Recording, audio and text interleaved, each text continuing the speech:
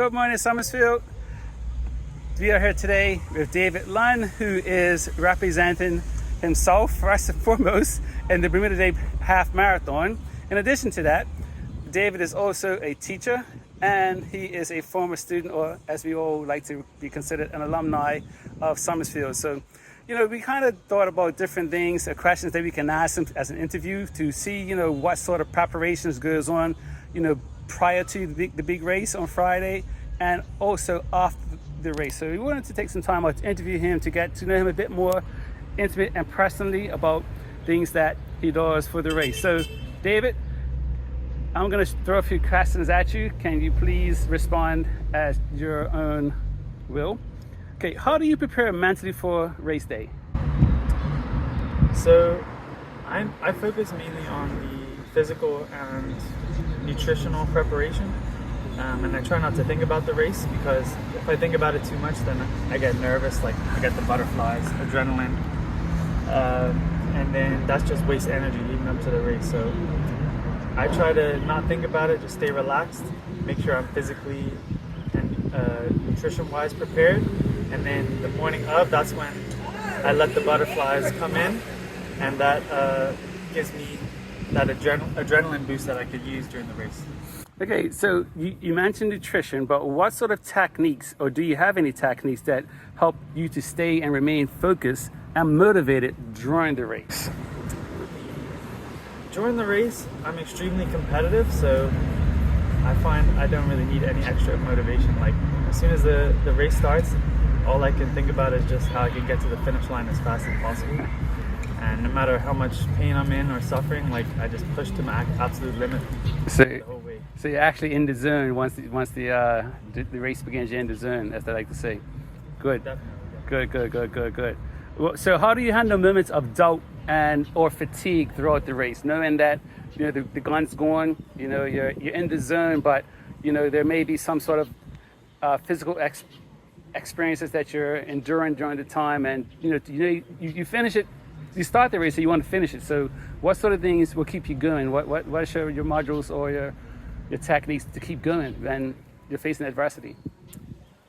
So, being quite an experienced runner, I know what pace I can hold for a half marathon, and I know what that feels like. So if I start to feel a little bit more like I'm exerting myself a little too much at the start of the race, then I know that I'll need to slow down a little bit. And also I remind myself, like, every race you're going to have moments where you're struggling, and then as long as you just persevere, you're going to have moments where you feel better as well. It's probably going to take me about an hour 25 to an hour and 30 minutes. Within that time, like, I'll have some uphills where it's like really suffering, but then you get the downhills after where you can catch your breath a little bit. Good.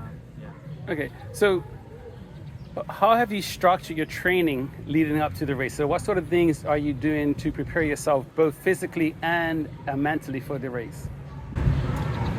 So since the Front Street Mile, I've been focused more on the Swans Legend Series and also the May 24th. So for the Swan Series, I was focused more on shorter distances because the final race was a 5K.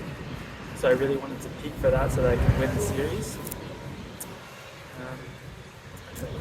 And then since then, I've increased my mileage a little bit because the half marathon is a bit longer distance, but I haven't had to do quite as much speed work. So I've been focusing more on that half marathon pace and just that pure endurance side of the running.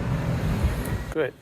So what sort of nutrition, how does it look to you? What's your plan look like before, during, and after the race, as far as what are you eating to help fuel your body to get you over the half marathon distance?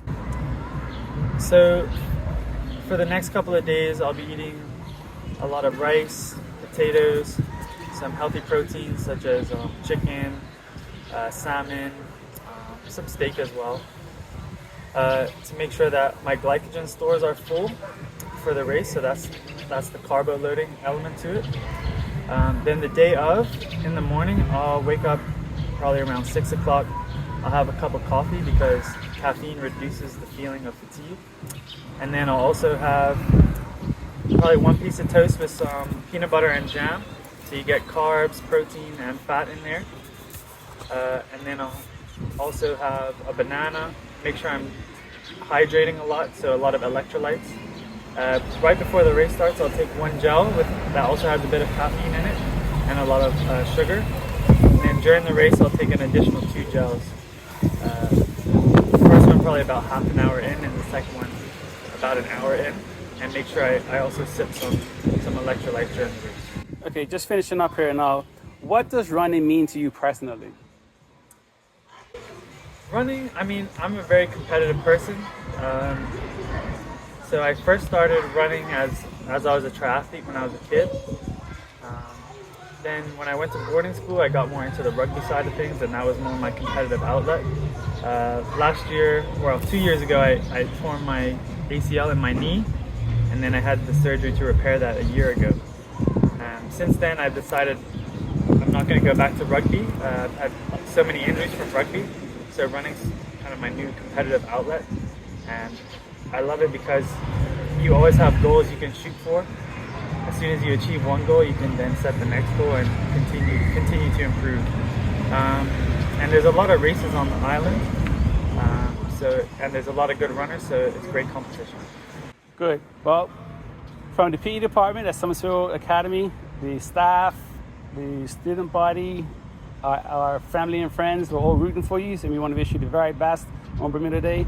So best wishes and good luck. Thank you very much, and good luck to all the other staff.